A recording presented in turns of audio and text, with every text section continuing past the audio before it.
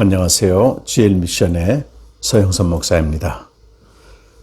저는 작년 말부터 지금까지 주말이면 제주에 내려와서 새가나안교회에서 주일 예배를 인도하고 오후에는 복음과 생명에 관한 성경 공부를 인도하고 있습니다. 새가나안교회 문찬식 목사님이 지금 간암으로 투병 중이신데 속히 쾌차할 수 있도록 기도해 주시길 부탁드리겠습니다. 새해가 이제 밝았습니다.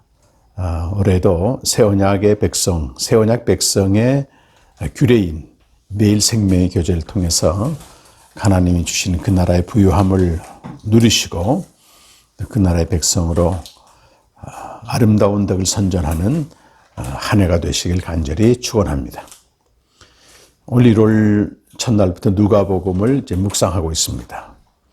아시는 대로 마태, 마가, 누가복음 이 세 개의 복음서의 주제는 하나입니다.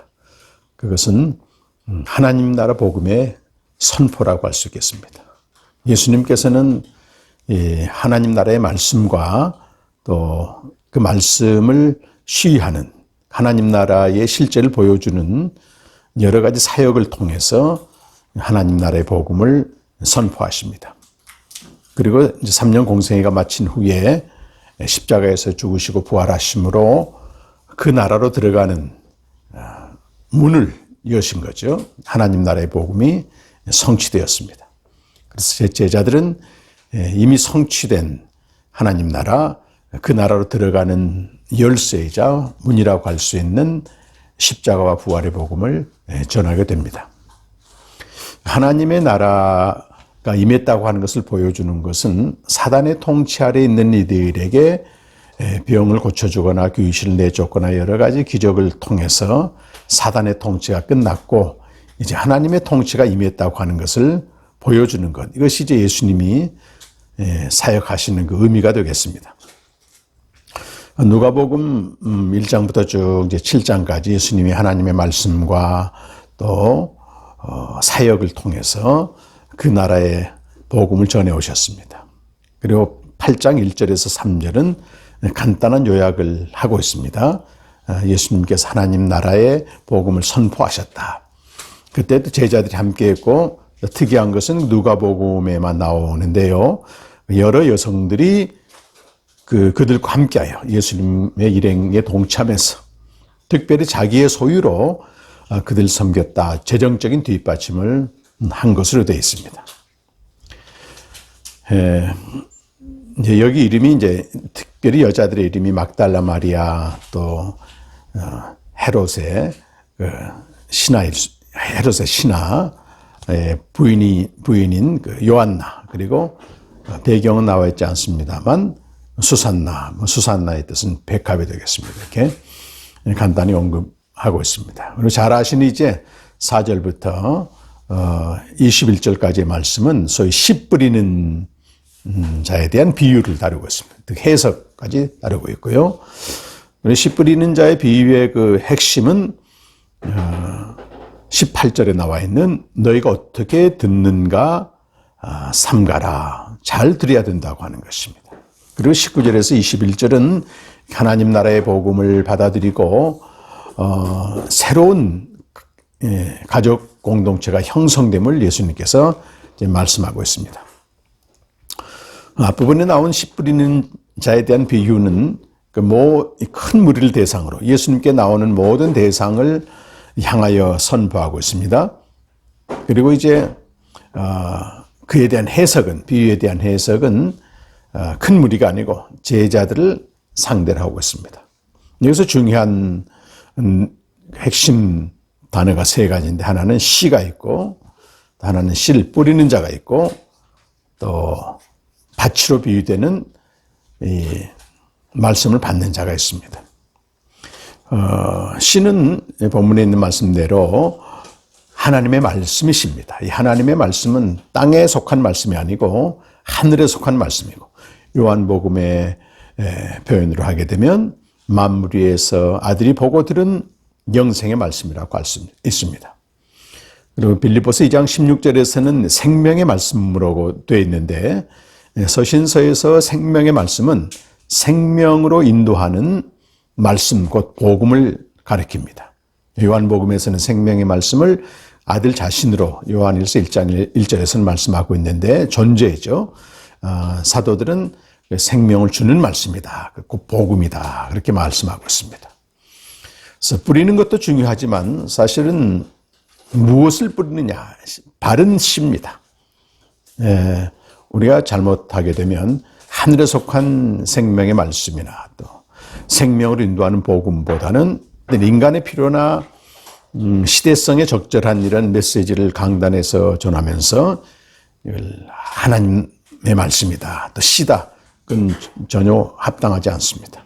그래서 교회는 하늘에 속한 말씀인 생명으로 인도하고 그 생명을 풍성히 누리게 하는 복음을 전하는 것이 교회의 본질입니다. 스칼바르트는 교회가 이 복음을 전하지 않고 세속적인 이야기나 사람들의 말을 전하게 되면 자꾸 그걸 듣는 사람들은 세상적이 된다는 겁니다.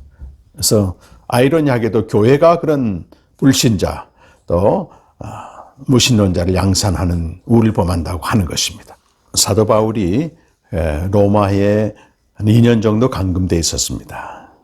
죄수의 신분으로 로마에 들어갔는데 그때 그 동족들이 바울에게 나는 너에 대해서 어떤 정보나 들은 바가 없다.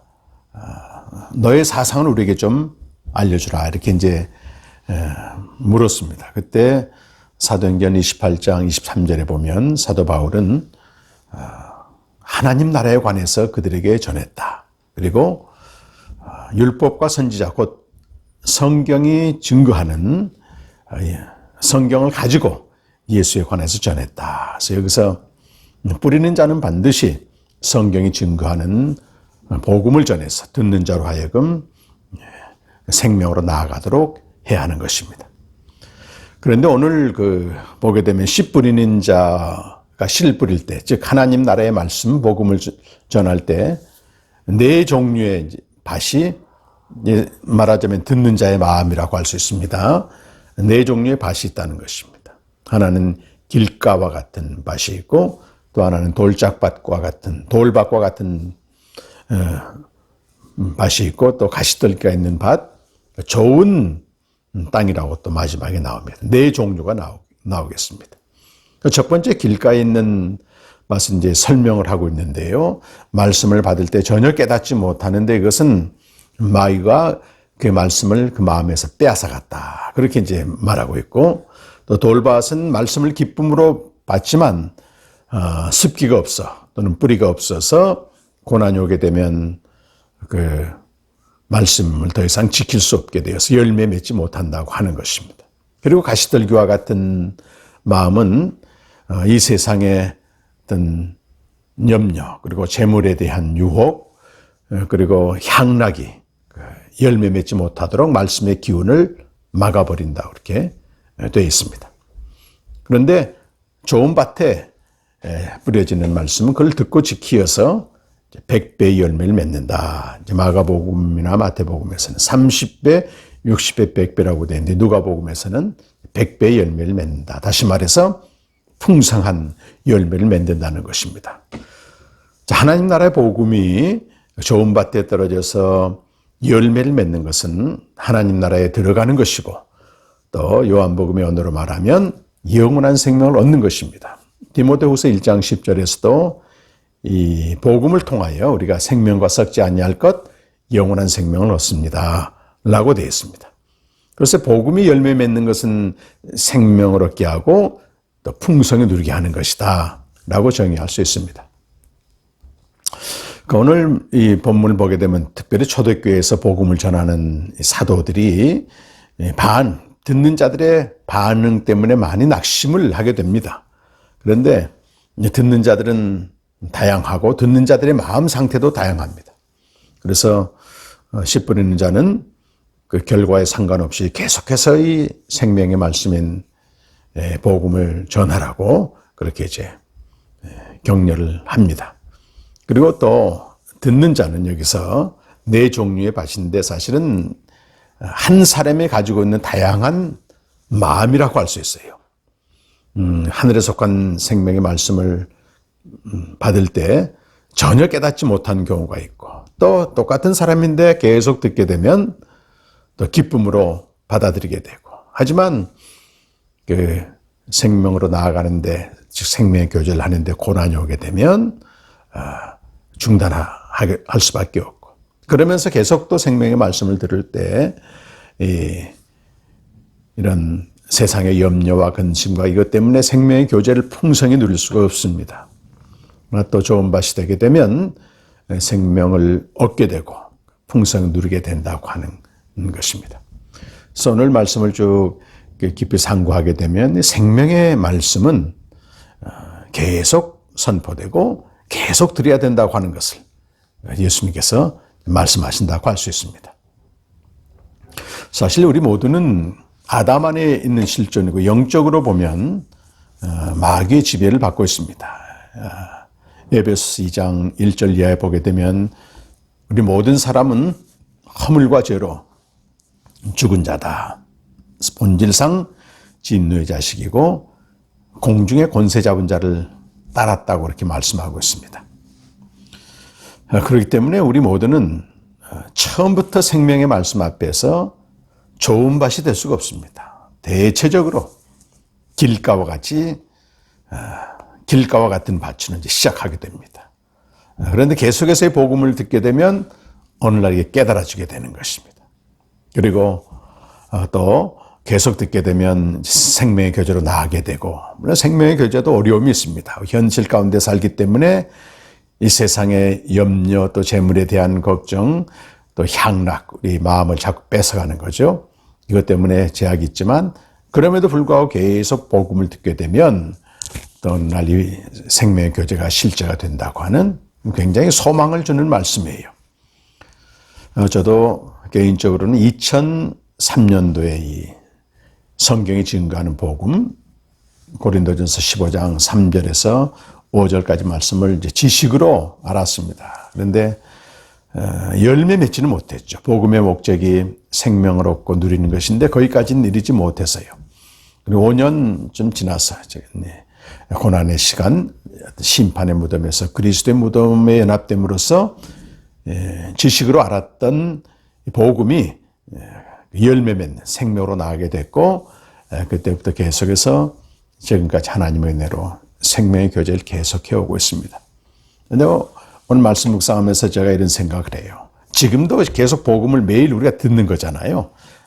말씀 묵상을 통해서 복음을 듣는데 어쩔 때는 전혀 와닿지 않는 길과 같은 심령의 지안에 있고, 또 어쩔 때는 이 기쁨으로 받으나 또 삶에서 경험할 수 없는 그런 말씀, 그런 데도 있고, 또 세상의 염려와 재리, 또 걱정, 근심이 제 마음속에 이렇게 돋아나서 우거진 숯불처럼 돋아나 기운을 뺏어갈 때도 있습니다. 물론 이렇게 하나님의 은혜로 영으로 깨달아져서 풍성히 누릴 때도 있고요.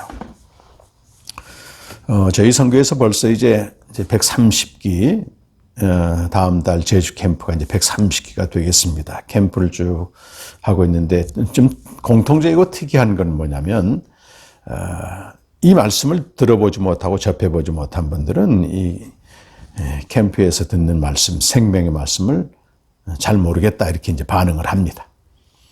이제 어떤 분들은 즉시 깨닫기도 하고요. 그럼에도 불구하고 이것이 진리다 생각할 때 계속해서 캠프에 참석하시는 분들은 점점 깨닫게 되는 겁니다. 이건 씨가 잘못된 게 아니고 우리 마음의 상태가 계속 기경이 된다는 거죠. 그래서 제가 한 두 분에게 이런 동일한 고백을 들었는데, 처음 캠프에 왔을 때 전혀 들리지 않는다는 거예요. 그런데 한 가지 분명한 것은 이것이 진리구나. 이것이 진리구나. 그래서 그 어느 집사님은 그 화장실 가서 그렇게 하나님을 찾고자 하고 말씀 사경에도 다니고 부흥에 다녔는데 캠프의 말씀을 다 듣고 나서 화장실에 가서 펑펑 울었다는 거예요. 하나도 깨닫지 못했지만 이것이 진리라고 하는 성령의 감동이 온 거죠. 그래서 이분은 캠프 때마다 계속 참석하면서 한 4번째인가요? 캠프 오셔서 이제 다 이게 들린다고 하는 좋은 밭으로 기경이 된 것입니다. 또 어느 분도 처음 캠프 왔을 때는 이게 진리네 이런 정도 감동만 왔다는 것입니다. 3일 동안 계속 들었는데도. 계속 2번째, 또 3번째 참석하고서는 거의 이제 좋은 밭이 되어서 생명의 교제로 나가 기쁨을 누리게 됐다. 그래서 이 선포하는 자는 오직 생명의 말씀, 복음만 선포해야 되고, 또 듣는 자는 잘 들리지 않고 마음 상태가 길가와 돌밭과 가시떨기를 할지라도 포기하지 않고 계속 듣고 사모하시게 되면 또 생명의 교제로 나가는 100배의 열매를 맺는 것입니다. 오늘 19절에서 21절까지 말씀은 이제 새로운 가족 공동체에 대한 예수님의 정의가 되겠습니다. 그래서 예수님의 혈육들이죠. 그의 어머니와 형제들이 예수님을 이제 찾아왔습니다. 그때 예수님께서는 그들에게 가지 않고 지금 말씀을 받고 있는 그 제자들에게 너희가 바로 내 어머니요 형제다. 그러면서 이 하나님 나라의 말씀이죠. 이 말씀을 듣고 순종하는 자가 곧 내 형제요 자매요 모친이다. 새로운 가족 공동체를 선언하시게 하고 계십니다. 그래서 우리가 이 생명의 말씀을 듣고 그 말씀을 통해서 생명의 교제가 일어나고 그들이 또 모여있는 그 공동체, 그들은 예수님이 우리와 함께하는 가족, 하나님의 가족이죠. 에베소 2장 19절에는 하나님의 가족이라고 되어 있고 요한일서 1장 1절에서 4절까지는 태초부터 있는 생명의 말씀에 관하여 서로 보고 증거하는, 견증하는 생명의 공동체가 된다는 것입니다. 그래서 하나님께서 이렇게 곳곳에 생명의 공동체를 세워 가시는데 물리적으로는 다 떨어져 있습니다. 그러나 동일한 말씀으로 교제하고 또 지금 이제 비대면이죠. 이렇게 인터넷이나 이런 영상을 통해서 교제하면서 이 가족과 같은 느낌이 있다는 거예요. 어제도 창원에서 그렇게 사업하시는 그 집사님이 그런 내용으로 보내오셨더라고요. 세관암교회에서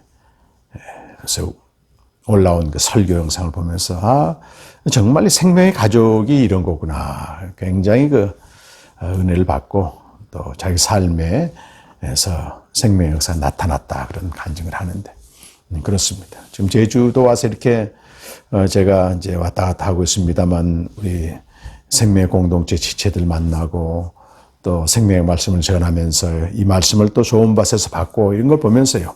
참 이 생명의 공동체의 신비함과 놀라움을 경험하게 됩니다. 지역적으로 떨어져 있는 다른 지역도 마찬가지겠습니다만 이 생명의 말씀을 좋은 밭으로 받아들여 생명의 교제를 하고 이들이 모여서 함께 교제하는 공동체가 얼마나 참 놀랍고 신기하고 말이죠. 서로 혈육을 초월한 그 사랑의 나눔이 거기 있다고 하는 것을 확인하게 됩니다. 우리가 어떤 상태에서 말씀을 받든 이것이 진리다고 할 때는 포기하지 말고 계속 또 전하고 듣고. 그래서 오늘 묵상의 제목을 생명의 말씀을 계속 전하고 계속 들어야 할 이유가 무엇인가 그렇게 좀 잡았습니다. 2022년도도 많은 격동의 시간들이 대선도 있고 또 코로나도 지속되고 있어 상당히 사회적으로 또 정치적으로 어려움 가운데 곤란 가운데 있지만 그것이 우리의 참 소망이 될 수는 없는 것이다. 그 아들의 생명을 얻고 누리며 이것을 세상에 나가서 전하는 우리 성도의 사명은 변함없이 계속돼야만 하고 또 충만해야만 되는 것입니다. 그것이 생명을 주시고 또 만물을 충만케 하시는 하나님의 뜻이라 생각합니다. 감사합니다.